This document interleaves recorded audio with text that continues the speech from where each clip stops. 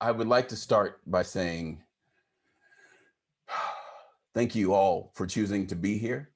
I know that when we hear these words strung together in any particular order, there's sometimes like a shield that goes up around us, an eye roll, a not again, a well, I hope they're not boring, or whatever it is that comes up. And you could have chose not to be at this training, but you know, as I look at the 3 pages of human beings that decided to come, that there may be some value to continually having this conversation. I just want to say that I appreciate you.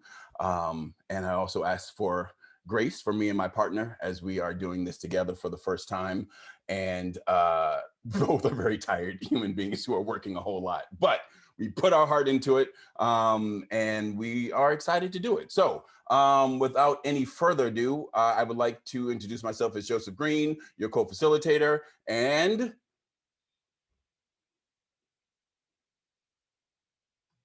can you unmute yourself, Carol? Okay, we're professionals, don't worry about it. This is my 6th meeting of the day, folks. So welcome, everyone. My name is Carol Cruz. I use she, her pronouns. I am a woman in long-term recovery. I also identify as biracial, and I am truly excited for you all to be here. You're in for a great treat. So get yourself your favorite beverage and have a seat, get comfortable, and yeah, look forward to sharing with you all. All right, bangarang, let's do it. If we have more time, I would ask you all how you were doing. Know that I care and I am interested, but we have an hour to solve racism. So let's get started. That's the humor that you're going to get the whole time. All right, anyway. Pulling up the presentation right now if you're wondering what's about to happen. We be jamming.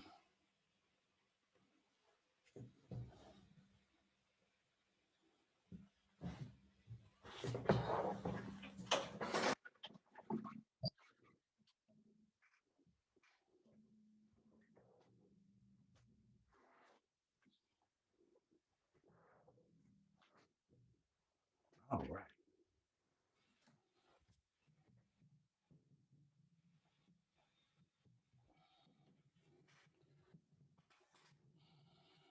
History will have to record that the greatest tragedy of this period of social transition was not the strident clamor of the bad people, but the appalling silence of the good people.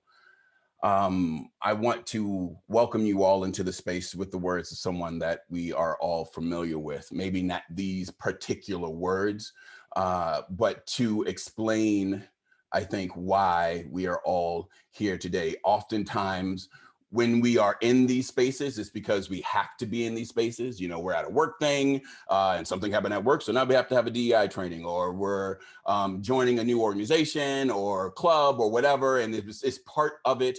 As young people, we go through it in schools and things of that sort, but it's very rare that it's like, hey, what are you doing tonight? Oh, I don't know, you want to go to a DEI training?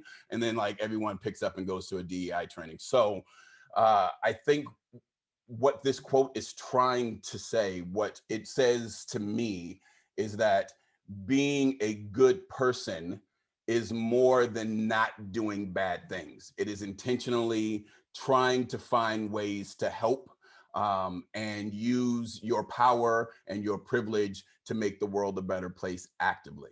And that is what we are here to talk about today, how we can use our strength, our power, our privilege to make the recovery space a more inclusive one. Our presentation is called Strengthening Diversity, Equity, and Inclusion in the Recovery Movement. We say strengthening because we like to believe that it is here with presentations such as this and organizations like RAP that are trying to lead with this. Some of the other organizations that I work with and that Carol work with that are trying to make this part of not just the thing that you do once a year or the thing that you do at the beginning, but a part of the culture. Our job now is, yes, people hear these words, people know these words. How do we strengthen it? How do we make it a practice? How do we make it a part of the culture? Presented to you by Carol Cruz and Joseph Green. So this is what it's going to look like. Scientists tell us that people like to hear and know the path that they're going to take. We are going to do our best to encapsulate all of this in today's presentation. However, if we do not finish, we will offer this program up to whomever would like to see it. Plus, we like to come and visit you in your individual spaces, because as you will learn today, this is not a destination. This is just the beginning of a journey, or the continuation of one. We're going to talk about a common starting point.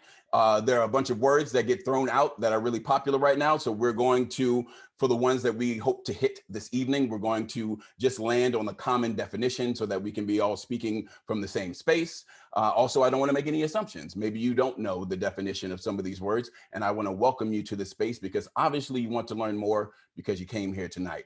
Then we're going to talk about what we hope we can get done tonight and what we can't promise. And this is an important conversation, typically in a space where we're talking about things that can be this divisive or this emotional. We try to set down rules of how we will interact with one another, have agreements and things of that sort. We don't really have time to do that with a group this large, with a time this small. So we just kind of want to be upfront with you at the top of the presentation. And then we're going to be doing this a little differently than most people do these DEI trainings. There's going to be a lot of storytelling tonight.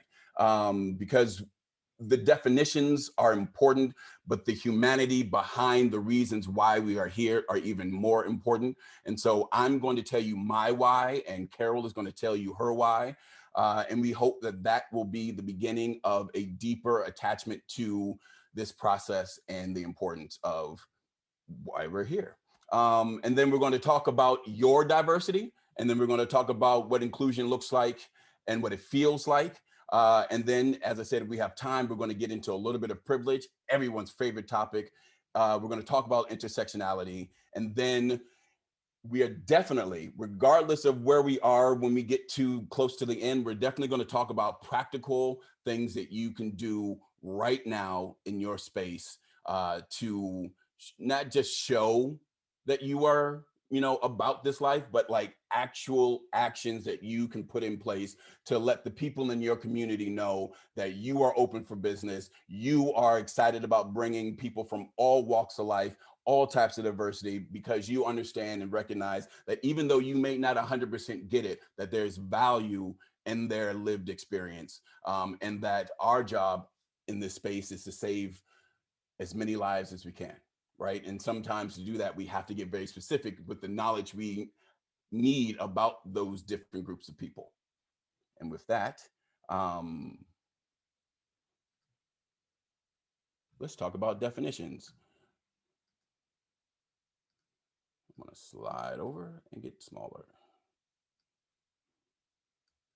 So culture refers to the cumulative deposit of knowledge, shared experiences of people, including their languages, beliefs, values, attitudes, customs, meanings, hierarchies, religion, notion of time. And I love that part too. We're not going to really get into it, but notion of time, roles, worldviews, and the course of generations through individuals, groups. What you do on a day-to-day basis, what you choose to do, the traditions that you grew up with, the way you speak the language, the way you receive the language, where you are on the planet. All of these things are involved when we talk about culture. And so it sometimes can get really, small, right? When we think about culture, sometimes it's like, it's what Black people do, and it's what white people do, is what this is our culture. But our culture is very specific, and sometimes as specific as the things that we do with the people who are in our household. And to assume that we can know that just by, knowing a label that's attached to a person and knowing the color of their skin, is some of the thinking that we're trying to move past in this space. Diversity. Our different identities, such as age, race, ethnicity, social, economic status, education, so on and so on and so forth. I'm not going to read it to you. You probably already read it. But this definition is this long, and it's not as long as all the things it could be, because you see at the end for space, we have to say other characteristics. The things that make us diverse are as long as the list of things that you would use to describe yourself, and all the things that you are interested in, all the things that you have been through. And when we talk about the strength and beauty of diversity, it's our ability to use those things and invite people as a whole to a space and leverage all of that towards making that space better and making the world ultimately a better place. Equity, the difference between equity and equal. Sometimes we hear, equality, equality, equality, but equity is the fair and respectful treatment of all people and involves the creation of opportunities and reduction of disparities. And that part is the one that I kind of want to point out. It's not just about making, it's not just about building the ramp. It's about going out and finding whether or not the people have the ability to afford the wheelchair to get to the space. So it's not just about offering new things. It's about going out and making sure that we are leveling the playing field so that all people have the opportunity that we have when we have the privilege to be in a space that is healing, that is good for us, like a recovery space. And inclusion, and we'll talk about this a little more later, moves beyond simply having diversity. No one wants to be the token anything anywhere. And so when we talk about inclusion, it's about seeing that person as more than just what they innately are, but the things that they choose to be. Believing their lived experience when they say they've gone through something, listening, and even before you understand, accepting it, and accepting them into your space, right? So my story that I will share with you in a moment has to do with inclusion. Carol's story that she will share with you in a moment has to do with diversity. And then, as I said, we're going to turn the mirror back onto you, and we're going to ask you some questions about how these things have affected you in your life.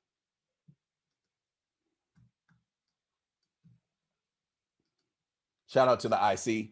Love y'all. Love the work that is being done in that space. And mad love to rap for not just walking the walk, but not just talking the talk, but walking the walk and allowing us to be here in this space today. So what we hope that when this is over, you want to seek more. This is not it, right?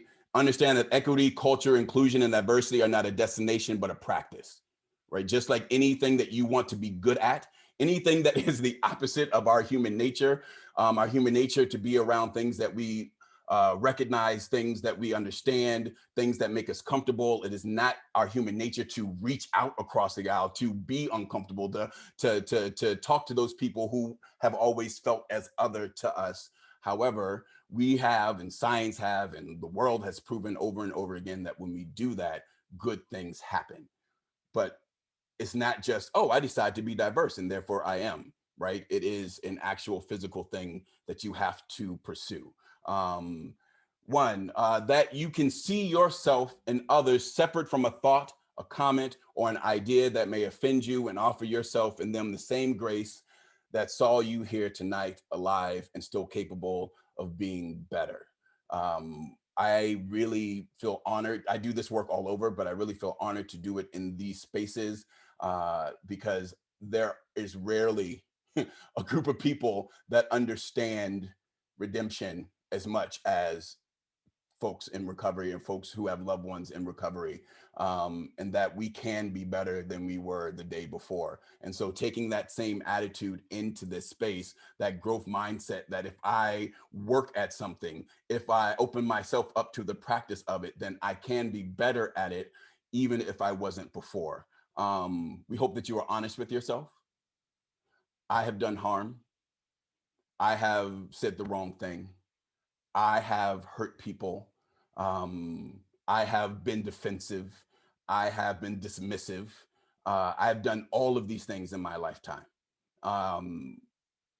But the only way that I can get better, the only way that I can be better, the only way that I can be a better example for my family and my community is to admit these things, right? So that I can then work on them. It's something I imagine y'all would understand also. And we hope that you listen to the lived experience of people through ears of love and acceptance. It doesn't feel good to hear stories about how people have been mistreated by people who look like you or people who share your group, right? In the same way, I tense up and have to remind myself that it's not about me. When I hear stories involved with the Me Too movement, as a male, as a cisgendered male, I feel that. And I'm like, not me, I'm not that guy. But that's not what the conversation is. The conversation is about us listening to the people who need to be heard, right? And to register your feelings, admit them, they're real, they're honest, they're yours, have them, but process them and put them in the level of priority of importance in this moment. Who has been historically disenfranchised? Who has been historically marginalized and oppressed in this conversation, wherever it's coming from, and allow them a moment to try to express that. Because if I'm saying it to you, that means that I believe some part of me, that some part of you wants to listen and cares. All right, what we can't promise, that this will be comfortable. I think it goes without saying that when we talk about things like race and da da da da da, it can get uncomfortable. I just want to let you know, right? Trigger warning. You might feel a little way about it. However, if you do, then it may be working. Lean into that uncomfort. Don't run away from it. Ask yourself, why am I feeling uncomfortable? What about this conversation is making me feel this way? Take a moment, write it down in a journal, and make that a part of your practice to answer that question. What about that made me uncomfortable? Go on the internet, do some research, talk to people, but don't run away from it. We do not promise that people who look like you or come from where you come from have never done harmful things to other people. So you're going to hear sometimes the term white people, you're going to hear men, you're going to hear able-bodied people, you're going to hear Americans, you're going to hear this and that and this and that. Yes, it can seem as if you are being attacked, but if we are using our ears of love and understanding, we realize that we are just in the witness of people trying to gain their power back. And that is a beautiful thing. And we should be encouraging that in all settings. We do not promise that we will know it all. I do not know it all. I do not know it all. Carol does not know it all. Google doesn't even know it all. And if it did, it probably wouldn't tell you because you couldn't afford it. So what we're saying simply is, we're on a journey with you, right? We say something that you catch and you're like, I don't know. Talk to us about it. Let it be part of the conversation. I always want to learn more. So please, just because I'm speaking with some sense of authority, because I have a very deep voice and I'm the person who has the screen, I am here to learn from you too. And if we had 3-4 days, I would do the least amount of talking. But we have 36 minutes left, so let's keep going. And lastly, again, you will not necessarily leave feeling better than when you came. But again, I think it's a good thing.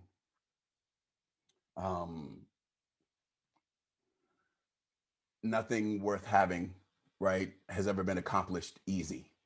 And so a world where people feel safe, a world where people feel seen, recovery spaces where anyone feels comfortable walking through the door and knowing that they're going to be taken care of. That's what we're fighting to have, because we believe that every life is important. So keep in mind that a little discomfort is good for you sometimes. So here's a story of my why. It's a 2-3 minute story of my why. One of my many whys, one of the many experiences that I've had. And I was really blessed to discover this through another opportunity that RAP is affording us with this leadership training that we're doing. But this story training that we just went through is the same thing that we did over the summer, but I discovered a new story about myself. If you see this picture over here, I'm the really skinny kid in the, I just realized what jersey I'm wearing, in the Washington football team jersey, in the middle of Russia. And when I was 12, I had the opportunity to go to Russia on behalf of my church family. I was a military kid, grew up on a military base, and they had this exchange program, cultural exchange program. They sent 12 of us over there, and then the next year, 12 of them came and lived with us. And so I get to Russia, and it's a wonderful experience. I don't really understand now I do, but I didn't then, how big a moment it was for us to actually be there. And so here we are having a great time. We're in an urban setting. There are, many different cultures. There are people walking around. We get to go to the National Ballet. We get to go to the National Circus. It's wonderful. Then we jump on a train, 36 hours across into Siberia and to a city called Omsk. And so when in Omsk, we get separated and we live with our host families. And one day I'm with my host family and there's only one person in my host family that kind of sort of speaks English. And so I'm bored. I'm about to be a teenager. I'm like, I'm going to go for a walk. So I go for a walk and I bump into one of the other young people on the trip who also happens to be Black. And so we're walking down the street and a crowd starts to gather around us. And I come from a very diverse space. And so I've never been in the middle of a racial moment. And so it never even dawned on me that the reason why they were surrounding us had anything to do with the color of our skin. It was just more like weird to be at the middle of like a large group of people. And about 5 minutes into it, my host parent, the one who could speak a little bit of English, like ran through the crowd and pushed everybody apart, had a conversation with some of the young boys that were there and said, you need to come with me now. And so we left immediately because we're in a foreign country and have no idea what's about to happen. We get back to the house and I asked my host parent, I was like, what was that? What were they doing? And he said, are you sure you want to know? It's not a good thing. And I said, yeah, I want to know. He said, here, there are no brown people. There are no Black people. Their only examples of Black people have been the little bit that they've seen on television. And in television, they're typically gangsters or something of that sort. And the stories that they were told when they were children about, demons, brown skinned people that, would punish them if they ever did wrong. And this is what their parents told them to scare them as kids. And so the reason why they were walking around you. And there was a moment where like someone like twirled me around, like they wanted to see my outfit, is they were looking for your tails. They wanted to see if that was something that you actually had. And I just remember sitting on that sofa in this foreign country by myself, the only person in that room at the moment in the skin that I had, feeling more alone than I've ever felt before in my life. And I wouldn't say I felt angry. I don't think I knew enough to be angry. I just know that I felt small. I felt shame. I felt feelings that I would feel later in life when facing the disease that many of us have faced, and the shame that goes along with that in our culture. And I didn't know it at the moment, but my work as a youth development stemmed in part from never wanting a young person to feel the way I felt in that moment. And so when we talk about what it means to be included, what it means to have inclusion, it may seem that this story is a little bit off the mark, but I want to share with you what I got out of it, that I think is relevant to the space that we're in. And decided to distort the size of my thing, but who cares? We can still read it. I was present with a bunch of people, but I wasn't included. They were looking at me, looking through me, but they weren't seeing me, nor were they asking me to be a part of the experience. I was just there. So the idea of being the token, of being that which is responsible, or the only one there who recognizes your humanity or your value or your worth, that feeling, I felt it in other places. They were never taught to see my humanity. And so when I said I wasn't angry, I'm still not angry now when I think of the story. What I think about is I know that people can be taught to love and they can be taught to hate. They can be taught to be dismissive of people because of differences that they have, because it's just easier to dismiss them than to understand them. That is something that can be taught, and therefore the opposite can also be taught. right? So none of those people were irredeemable to me. None of them were innately bad people to me. They were just people who were never taught how to be better than that, right? And now I think our responsibility as people who know, educators, folks who are leaders in our communities, people who have sat through trainings like this, right, is we can no longer sit in rooms with people who say or do things that we know are not right, that are inappropriate, that make people feel excluded, that promote the types of thoughts and ideas that leave people on the outside as opposed to bringing them inside. And so that is something that I got from that. And this is a really important thing. They didn't mean it, but I didn't know that. And so when we think about intent and impact, many of us have caused harm, but not meant it. And there's something to be said for that, right? There's something to be said for intention. But at the end of the day, if the harm has been done, then that must become the center of the conversation and how we can heal that harm, not the fact that you didn't mean to do it, right? And if we can get to that space where we can center the issue, the problem at hand, right, and sort of remove ourselves from that space of I have to defend myself or else I'm going to look like a bad person, right? You can do a racist thing and not be a racist, right? You can do a hurtful thing and not be a hurtful person. It's thinking about that issue. And so when I think about those folks, I don't think about hating them. I hate the thing that happened. And I want to make a world where people don't do things that make people feel the way that I felt in that moment. So that's my why. And I'm going to now pass the microphone to my co-facilitator to share her story. I don't have a way to drop her into this presentation, so I'm just going to show this picture real quick and let you guys soak it up for a moment. Little tiny Carol, little tiny Carol. Yes, thank you so much, Joseph. No problem. Yes, please leave that picture up because as I'm sharing my why, so I'm about 4.5 years old in this picture, and the woman that I'm sitting on her lap is my biological mother. Her name was Florence May. And as you can see on the floor there's a bag, and there's actually saltwater taffy from Asbury Park, Jimmy's down at Asbury Park. And it was one of my favorite. I particularly loved the chocolate and the strawberry and the vanilla flavors. Wasn't too keen on licorice, the flavor of licorice, but my mother brought that.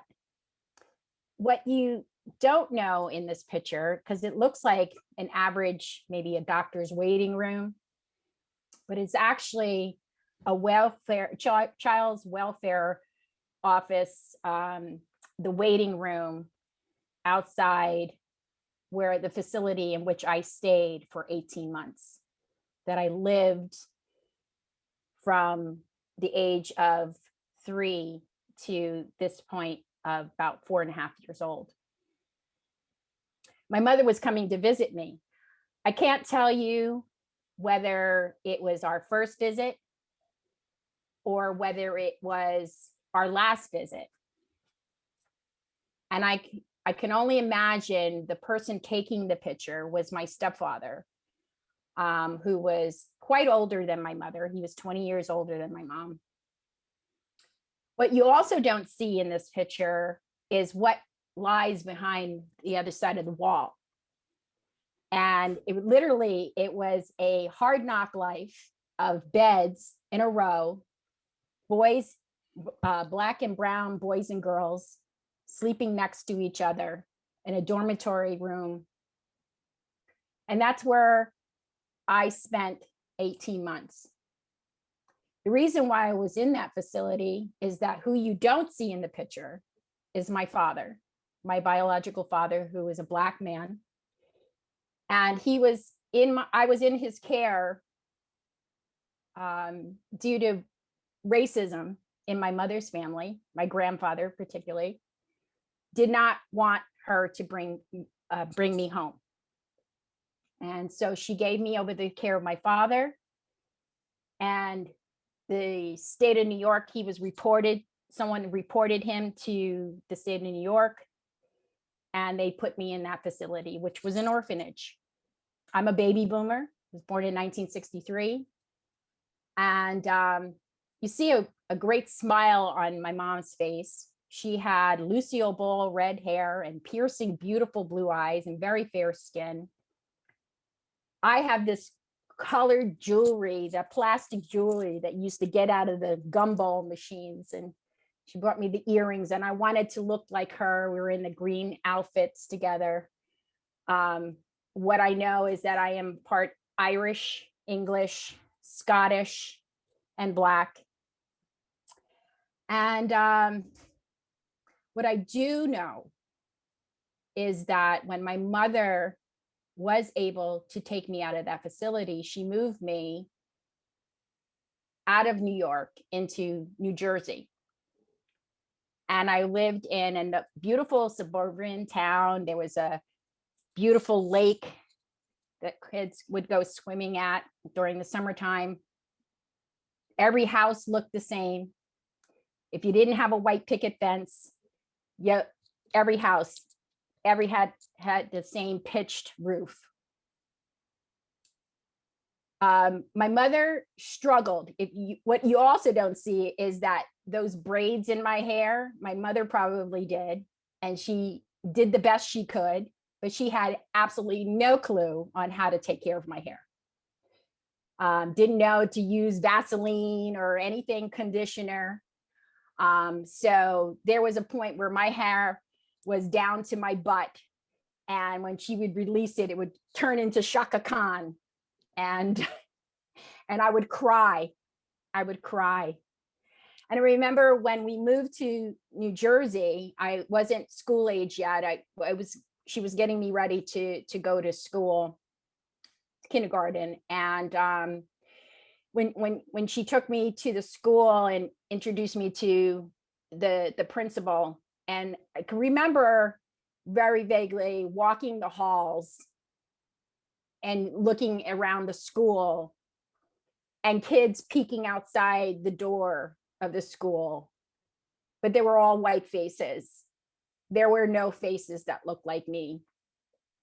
And I started to correlate that as when I walked out my front door every day and went to the park or, went to walk the dog, there was no one that looked like me. I lived in an Italian Irish neighborhood in New Jersey. Beautiful. We had a beautiful home we rented. It was next to a farm, the best northern New Jersey corn that you could get. Crutfield's farm. Loved that farm. There was cows and chickens, but what really impacted me in growing up was my mother didn't know what she didn't know. She did the best she could. And it wasn't until way later that a Black family did move to our town with one street sign, one street light, I should say. And the young lady that moved to our town, her name was LaWanda. And it wasn't too long after when she moved that the series Roots, and I had gained the nickname amongst many nicknames and stereotyping. I was Oreo, I was half-breed. Kunte Carol was my nickname that was given to me. But when this young lady moved to town with her family, I found myself, wanting to defend her, wanting to advocate for her, wanted to make her path a lot smoother than mine had been. At this point, it was around 12, 13 years old. I had already started dabbling in substances. My mother had been in recovery for a couple of years from alcoholism. A lot of the trauma of not feeling like I fit in and understanding my identity, because when you look at diversity, we look at our sex, who you're born to be. you know, and who I was born to be. There was times I wish I was white. There was times I wish I was a boy so I could beat up everybody. I just didn't want to be me. And I didn't know how to find that little girl that sat on her mom's lap. So this young lady that moved to town, I became friends with, and we became allies. And if I look at what I'm doing today in partnership of being a peer support and helping people navigate their recovery, I really have to thank Lawanda for being there and being my friend and helping me to embrace, even though it took me very many more years to embrace who I am today, that diversity for me is all the best parts of me, all the best parts of my mom. And what I get the opportunity to do is be in front of folks, because I don't, like Joseph, don't want anyone to feel less than or that they don't ever see someone like themselves or experience anything that I've experienced. So that is my why. I don't have any bullet points to put out from there other than when you're working in your communities, and you're looking to have folks at the table, again, it's not about tokenizing. Oh, I need to have a Black person. I need to have a white person, an Italian person, and this one and that one. No, that's not what we're talking about tonight. We're talking about that the inclusive voice, that we want to meet all folks from all walks of life in all areas. Even if we don't know what we don't know, we'll continue to learn and keep an open mind. So thank you. Thank you, Carol, for sharing that story, and obviously lying about your age. Thank you for, um, there's no way, there's no way. But anyway, I am, every once in a while when I'm facilitating, I'm sure this happens to those of you who do this work also, that you kind of get lost in what's actually happening in the moment, especially when the real human moment is happening in front of you. And I think that I would like to just highlight that before we move on into the presentation. There's so much I just learned about Carol by asking and giving her the space to share a story about herself. And when we think about what can we do, right? What can we do? What are the, how can we start solving these huge problems? Everyone's screaming at each other on television, this, that, so on and so forth. What can we do? You can do that.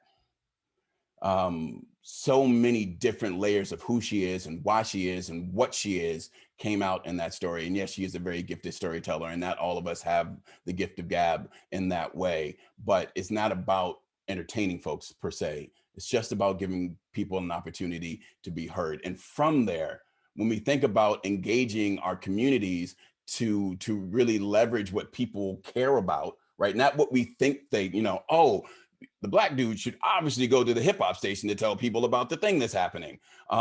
We learn so much about what people really are passionate about.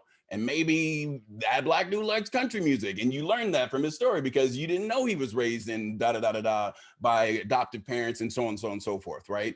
And so when we think about the value and the process of honoring people's diversity, it is about learning those layers. So that really is a great transition into what we're doing next. This is just a great quote that I'd just like to come back to.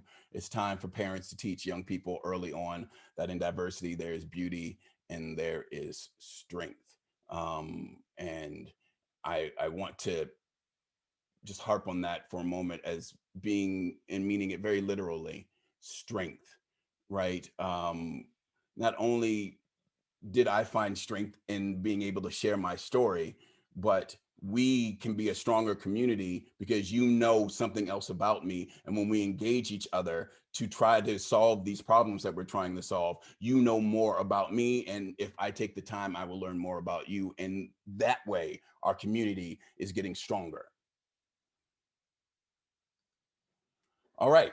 This is what we're going to do right now. Activity time. We're going to make a list. We're going to change up the vibe a little bit because, hey, we were getting real serious there for a second. So what's important to me is that you do this in some fashion or form. You don't need to keep it. You don't need to put it in your sacred writing notebook. You can type it in your notes. If you have a iron trap brain, which I do not, you can just put it up there. But I'm going to give you a few moments to think of 5 things that you are that are seen. 3 to 5 things that you are that are seen. And then 3 to 5 things that you are that are unseen. These are from me, Black, male, tall, obviously in my 20s or 30s. I'm 40. Things that are unseen. I am an activist. You wouldn't know that by just looking at me. I'm a father. Also wouldn't know that unless I had both of them boys on my hips, like I do most of the time. I'm a teacher, and I don't just think of myself as a teacher as far as the classroom is concerned, as we are not in the classroom right now. I am also a world traveler, which is great, but also not something that's typically associated with people who look like me and come from where I come from. And I'm in recovery, which again, not something you would know by looking at me. Hopefully you know that I am a bright light to the world and making the world a better place, but not necessarily someone who is in recovery.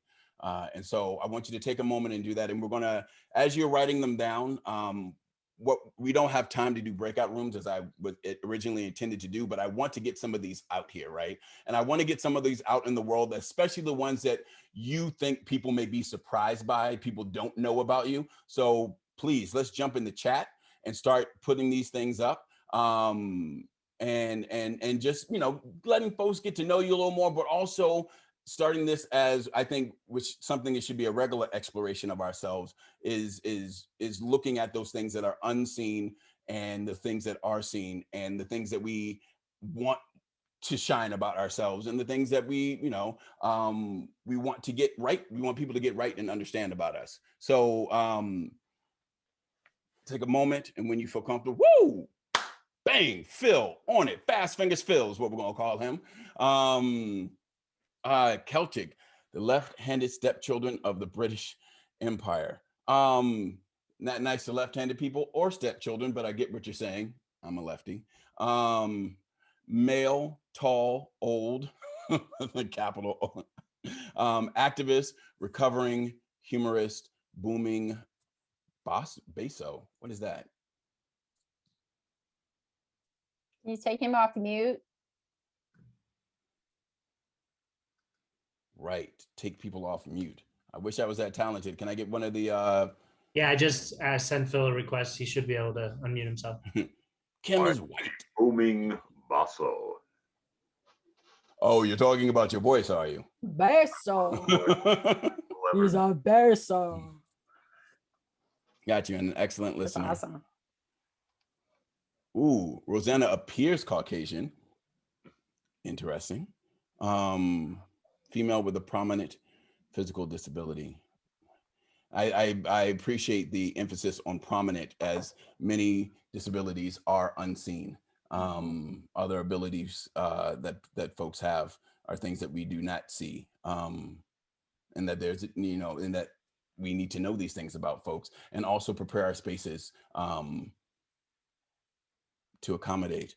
Tom says he's intense, focused, caring, old, but as old as my license, not as old as your license. Queer, in recovery, demo, socialist. What is that? Funny. Democratic socialist is what they're saying. Oh, it's a short. Red Rose. I'm just showing my age. I didn't know that. That's okay.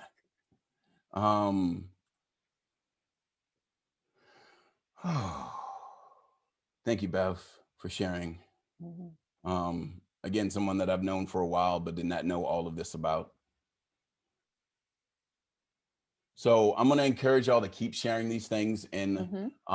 in the chat as we move forward. But additionally, to find ways in your communities. You see how simple this exercise was, right? This wasn't like the bang up facilitator exercise that, you know, that makes me all the big bucks.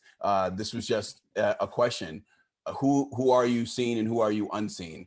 And then from there, you can go even deeper with the conversation and like, what does it mean to you to be the things that you are seen for? And how do you think the world sees you because of those things, right? If you want to get deeper into how people feel when they come into your space. And I just want to also, thank Tammy. oh, I'm sorry. I just want go to thank ahead. Tammy. Tammy, thank you so much for sharing. You have such an open heart, and you wear it definitely out there. So thank you for trusting in us and sharing. Yeah. Yeah. Folks are going deep and I appreciate that. Okay. Let's keep this going. We got a lot more good stuff to talk about. And we have an hour and a half worth of presentation and about 8 minutes left, but we're going to let it swell a little bit. We understand that people need to step away, but again, everything that we do here will be inside of the Google Classroom. So if you miss the end, come back and hang out with us. So this speaks about, wow, this thing really distorted my shapes and sizes. All right. So when we talk about the different diversities, shallow versus deep, shallow diversity areas in our lives that make us different, but do not have a direct impact on equity and social injustices. So now we're starting to leave the space where we're talking about, you know, diversity as a means of being a resource. And, you know, this guy he's a carpenter and she is an electrician and so on and so forth. We're getting into some of the diversities with which the world and people in the world have used to segregate, exclude, and make people feel other and use as an excuse to be inequitable and to commit social injustices towards those groups of people.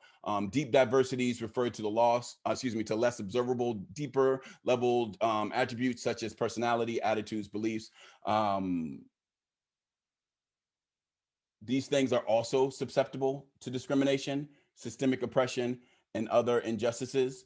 And I think that's really what's the most unfortunate part of all of this, is that when people can find a reason, and it's typically always a reflection of something that is hurting inside of them, something that was planted inside of them by someone who was hurting or hurtful. And, you know, we see it in young kids and school age kids, the beginning of othering folks, to be in groups, to feel like I have my tribe. And if you're I need to get you out of my tribe to make my tribe seem more important. And we see the clicking happening. We see movies about it. And then we break out into the quote unquote real world. And now we're not forced to be around folks unless we're at work. That folks that are different than us than if we're at work. And if we don't make those spaces open for and safe for conversations about who we are, aside from what we look like or where we live or where we came from, we're never going to start to break down these generational cycles of harm and hurt in our society. I'm going to stop in a moment. I'm going to stop the share and I'm going to pull up a whiteboard. But before I do that, we're moving into a deeper understanding of inclusion now. But to do that, I wanted to start with what it feels like to be excluded. When I said that this wasn't going to be like the typical training, what I really was trying to say is I wanted you to leave this space with a feeling, right? The feeling, and from that feeling, an understanding and a desire to want to act and move. So the first thing I want you to do, I shared my story of exclusion. We're not going to ask people to share their stories of exclusion. I also don't really want you to go too deep into that negative space. What I do want you to share, though, are words that help describe what it feels like to be excluded. And I'm going to open up the whiteboard and I want to write some of these words down as we are sharing them. You can share them right into the chat and I will type them right into here. We want to know, yes, here we go. Outsider.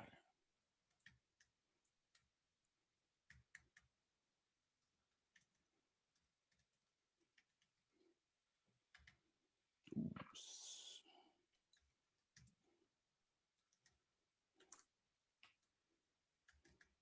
Outsider, feels like nobody's cares, lonely, ugly, gross, voiceless. I spelled gross wrong, but you'll forgive me because I'm typing fast. I was thinking of voice. Powerless. Can we take a hand raise? I see a Please, hand raise. yeah. Okay. Hope Dealer. Let's get Hope Dealer off of mute.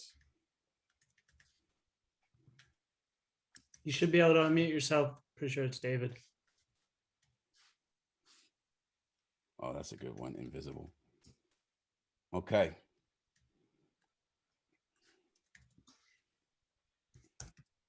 David? He took his hand down. So Oh, okay. Okay, Got it. that's cool. I So don't- see, if he wants to come back, he can at any point in time. I'm going to move on to the next question for the sake of time. But if David wants to raise his hand again, we'll come to him after this. So we have a list here. It says outsider, feels like nobody cares, isolated, lonely, ugly, gross, voiceless, powerless, insignificant, unaccepted, invisible, less than. Now I'm going to ask you the opposite question. I want you to think about a time where you felt accepted, where someone made a space for you and you were given the option to speak or be present or attend an event or something of that sort. And I want you to fill this now not so pleasant chat with the words that go along with that. We have empowered, valued, alive, blessed, loved, appreciated, powerful, respected, wanted, worthy, handsome white male, part of something bigger,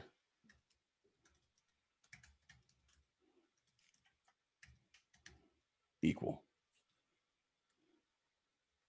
heard. And I'm going to end with grateful. So as we look at these two lists, I want you to think of something. I want you to think of the fact that as we look at this first list of outsider, feels like nobody cares, isolated, lonely, gross, that there are people in this world who have only felt this. That there are systems in place in this country that create spaces where people feel like this on a regular basis. And then I want you to look at this other list with empowered, loved, appreciated, respected, worthy, equal, heard, grateful on it. And I want you to think about the type of world that you want to build. I want you to think about the type of recovery space that you want to be associated with. When people refer to your space, do you want them to think aisle 1 or aisle 2? And that's what's at stake here. That's why we're doing this work.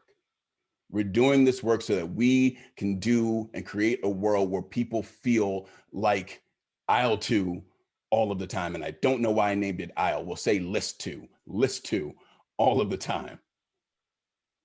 And so when we feel uncomfortable, when we feel like we've been pushed to a space where we don't feel like it's necessarily fair or it should be about us, know that there are people out there who can't do anything about it until we get over our own stuff and start creating those spaces so that they can come out and be a part of this beautiful world that we know exists because we've felt this way before.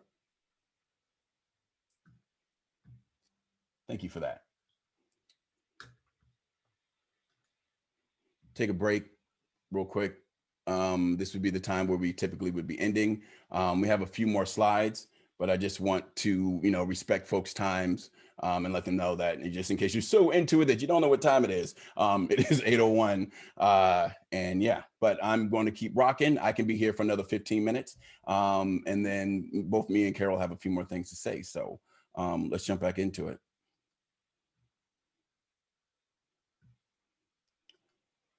Literally, let's jump back into the presentation.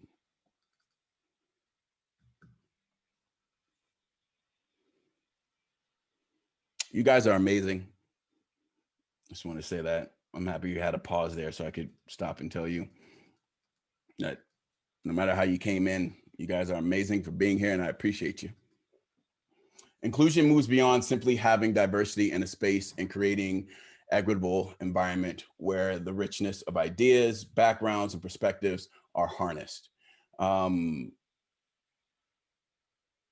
We are going to share some of the ways that we think we can help you make your own spaces more inclusive, but this is just kind of the button on that. Valued, respected, and supported. And I wish it were here, but it isn't. But I'm going to go back to what Carol said, and heard. Sometimes people just want to be heard. When we go through our recovery coach training, a lot of it is about asking questions, not giving advice, being there and allowing people to come and share what they're going through and to be a resource in their own recovery, right?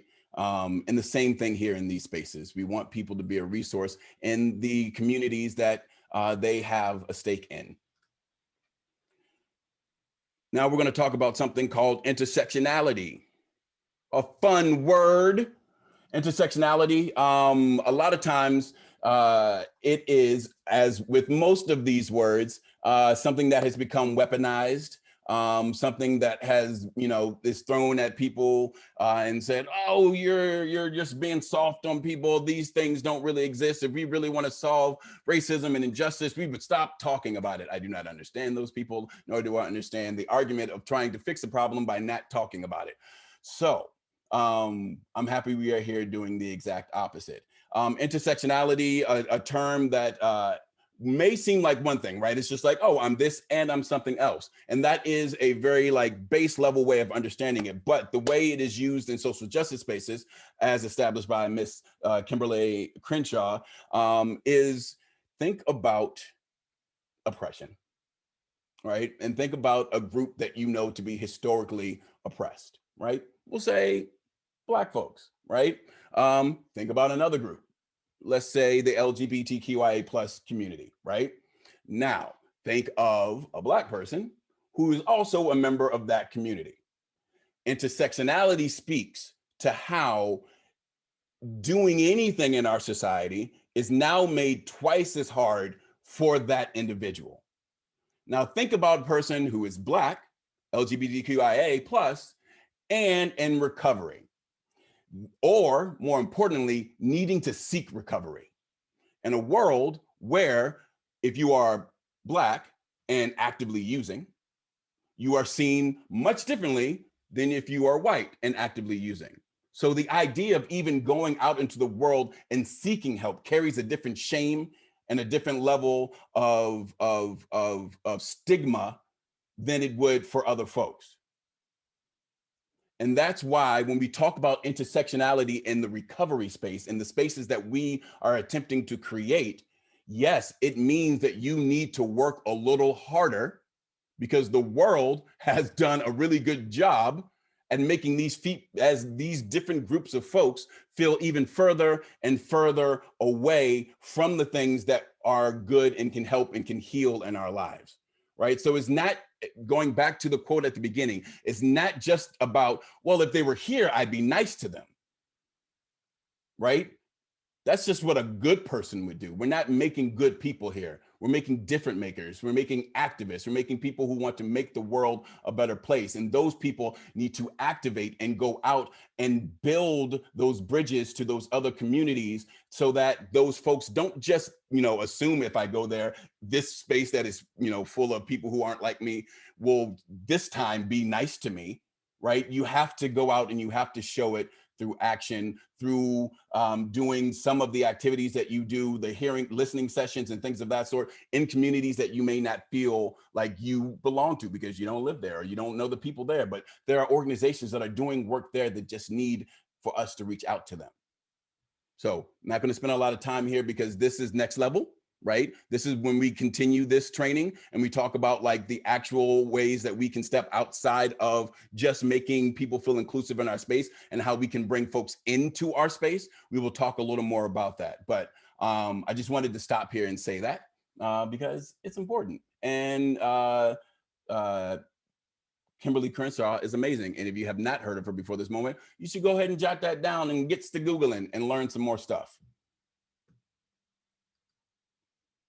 So talking about practical things, I'm going to talk about some practical things and then Carol's going to come on and talk about some hard things. To avoid diversity without inclusion, which equals tokenism. Diversity without inclusion equals tokenism. Bring people to the table and make them a part of the decision making. Right? It's not enough to be like, okay, you can come in, but all of us, we're going to stay in charge, right? And you are lucky to be here, so you should just get along to go along. There is a misconception, I think, and that is the fact that we can change the world and keep everything that we have, right? We can't change the world and make it a better place by keeping everything we have because we have an unbalanced world, which means that sometimes you are going to have to step out of spaces of power to allow other people into those spaces of power. It doesn't mean that you have to stop being involved, right? It doesn't mean that you are any less dedicated to the movement. In fact, it means you're more dedicated to the movement. If you have the humility and the courage and the foresight to move out of the way and allow people who have historically been marginalized and pushed to the side to come up and have a voice, you're going to create a richer and more abundant community. And that is not going to go overlooked. Right? That's because, and even if you don't get applauded for, you know that you're doing the right thing by creating a space for other people to exist in. And sometimes the only act you can do is stepping back, right? Sometimes you don't know how to fix the problem. You just know that it needs to be fixed. Sometimes the people who are the result of the problem have the best answers to fix that problem. Provide challenges. Again, if you have folks into your community and you're inviting, if you're doing something where you're inviting young people into your space for the first time, it's not about, hey, young people, sit here and listen to us older people tell you about the world. It's about giving them challenges, allowing them to be a part of the process and realizing that their lived experience and their wisdom and their ideas are just as important as ours. If this wasn't important, all the problems would already be fixed. So maybe we do need to listen to people who are coming up, who have new and fresh ideas, and make space for them to make mistakes, right? To get it wrong and know that that's going to be okay. If our lives is a testament to anything, is that you can get it wrong and still be okay. Invite to engage socially.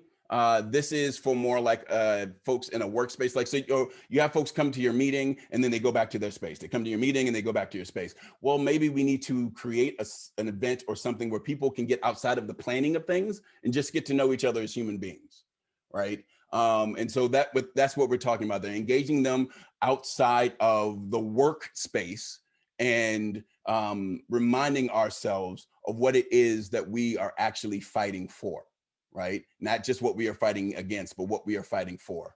And then openly advocate for diversity and inclusion. This means put it in your mission statement, put it on your website, put it on your t-shirt, put it out there. I can't see your willingness to be inclusive on your face, but I can read it on your website. I can see it in your materials. And if I am out there Googling online, looking for a place for me to find help for people like me who may have been pushed outside for so long, I'm not going to know, nor am I going to assume, nor am I going to probably take that chance. But if you say it, right, and I know that there's risk in you saying it, then there's a chance that I might reach out to you when I haven't reached out to other spaces. So the language matters. Again, we can't just be good people on the inside. We need to show it. We need to shout it. We need to be proud of it. And we need to allow our light to bring the light out of other people, right? We are the folks that are here at this meeting. Now we need to go shine so that other people feel okay with shining. And the more we shine, the more light we have in our communities, the more people will be drawn to them. And then lastly, I just wanted to reiterate making it a practice.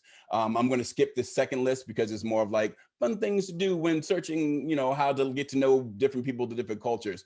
But I will point out this one thing. No assumptions. No assumptions in your space. Don't, wish the Black dude happy Kwanzaa, right? If you don't know he actually celebrates Kwanzaa. That's a kind of a funny example, but it's real, right? People assume this or that. Your last name sounds Jewish, or you must be Jewish, so I'm going to say, this or that, or like, didn't you want today off for the holiday? Whatever it is, we're not going to make assumptions with folks, right? Because we're going to have these wide open spaces where we have these conversations regularly for people to speak about the identities that they want the world to know about and how they want to be treated. And we're going to know how they want to be treated because we ask them, how do you want to be treated? And Carol. Luckily, I have it on my other screen because I knew maybe if you shrink that letters will get bigger. That's hilarious. I set you up for all of the success.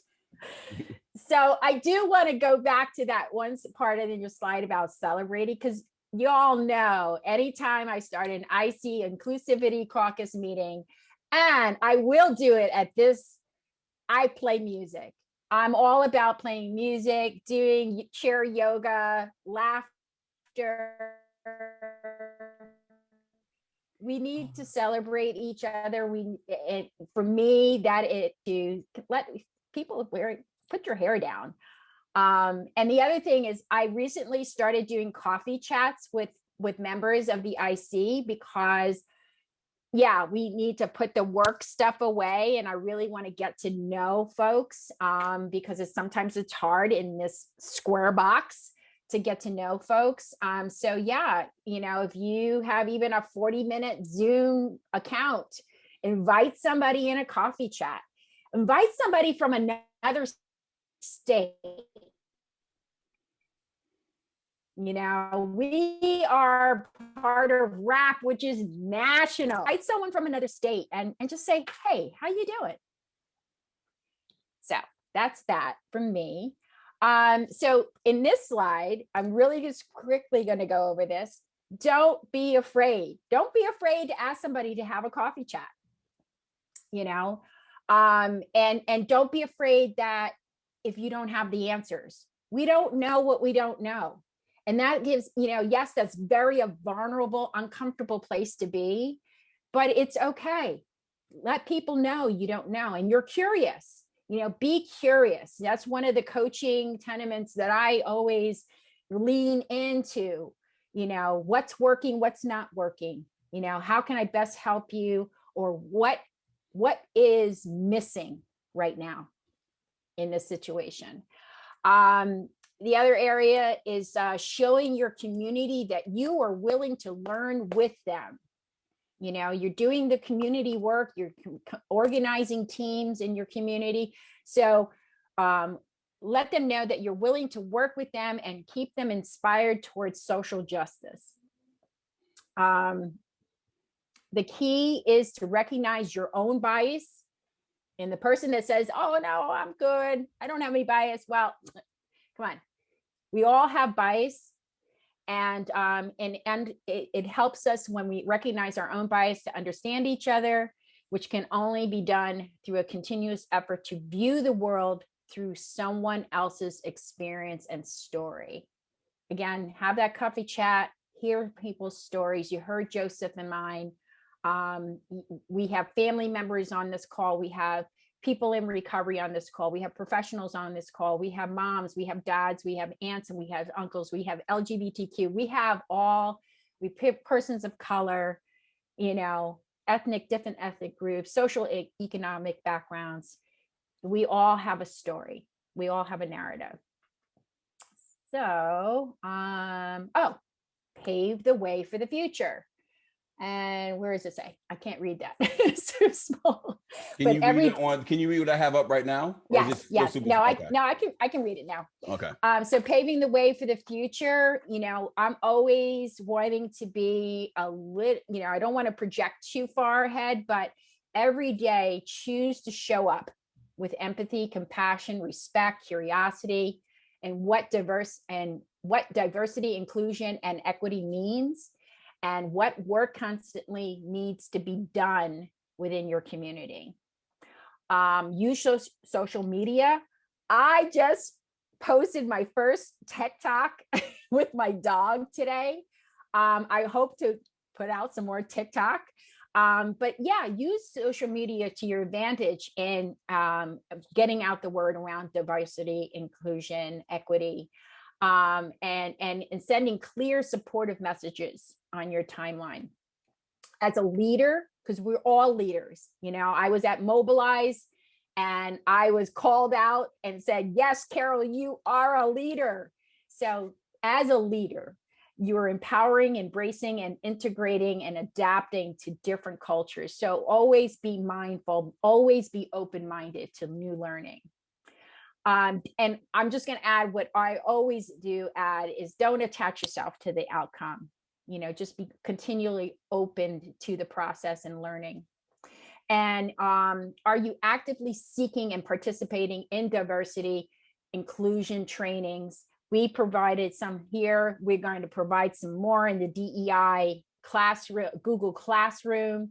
At our IC meetings, we are now recording them because I'm asking folks to present on what they're most passionate about. So we'll be doing that more and having that in the Google Classroom, but also do your, ask Siri, where can I find some DEI, some information? We have technology at our fingertips. So there's just so much out there. I know this is uncomfortable, as Joseph started off in saying. I can tell you it has been an uncomfortable, it has been such a journey, and just being in presence of all of you, because you showing up helps me to show up on a daily basis. So I really appreciate you all. Thank you. And to conclude for the evening, Carol, thanks for being a great partner in this. First of all, Rap, thank you for having us. Thank y'all who decided to rock with us a little longer than expected. I had a conversation today. I lead many workshops, and I do a storytelling thing with high school students here in the DC area.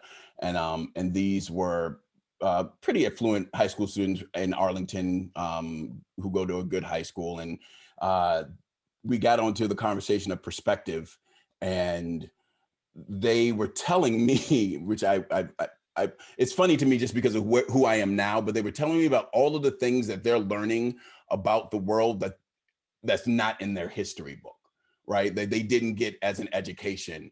And the young girl said, did you know about the Tuskegee, the experiments? And the other young girl said, did you know about the Chinese Immigrant Exclusionary Act of da-da-da-da? And did you know? And I'm like, yeah, well, yeah, and yes, but I'm happy you're learning, right? I'm happy that you're finding it out.